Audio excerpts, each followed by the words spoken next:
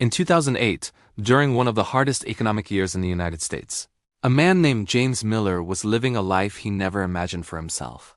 He had grown up believing that if you worked hard, stayed honest, and did your best, life would eventually reward you. For many years, it seemed true. James had a steady job at a manufacturing plant in Ohio, a small apartment, a reliable car, and simple dreams of building a better future. But when the financial crisis hit, everything changed faster than he could prepare for. The factory where James worked shut down without much warning. One week he was working overtime, and the next week he was standing in a long line of employees receiving final paychecks and empty promises. At first, James wasn't too worried. He believed he would find another job soon. After all, he had experience and a strong work ethic. Weeks passed, then months. Every day, James filled out job applications. He visited businesses in person. He searched newspapers and early online job boards. But thousands of people were unemployed at the same time, all fighting for the same few positions. Slowly, his savings disappeared. Rent became harder to pay. Bills stacked up.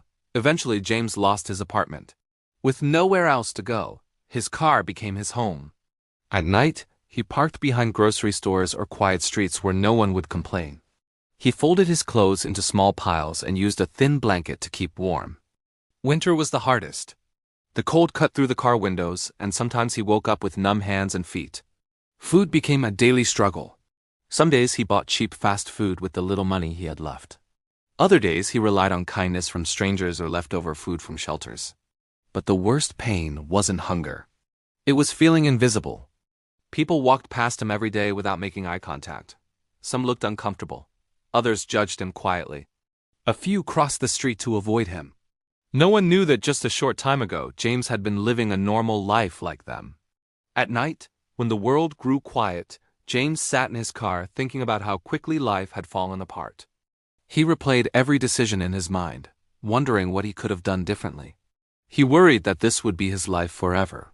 There were moments when he almost gave up, but something deep inside him kept whispering that his story wasn't over yet. One cold afternoon, rain soaking through his worn jacket, James walked into a public library just to escape the weather. He wasn't looking for books. He just needed warmth and a place to sit for a while. As he dried his hands and looked around, he noticed a small sign on a bulletin board. It said that the library was offering free computer classes for adults. No experience required. James stared at the sign for a long time. He hadn't touched a computer in years. Everything about technology felt intimidating. But something about that sign felt like a door opening. The next day, he returned. He sat quietly in the back of the room, embarrassed and nervous. Many students were younger and quicker at learning. James struggled just to move the mouse properly. He clicked wrong buttons, typed slowly, and often felt foolish.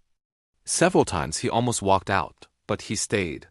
Every day he came back, even when he was tired, even when he was hungry, even when he felt hopeless. The teacher noticed his effort and encouraged him. She told him progress takes time and that learning later in life was something to be proud of, not ashamed of. Slowly, James improved. He learned how to type faster.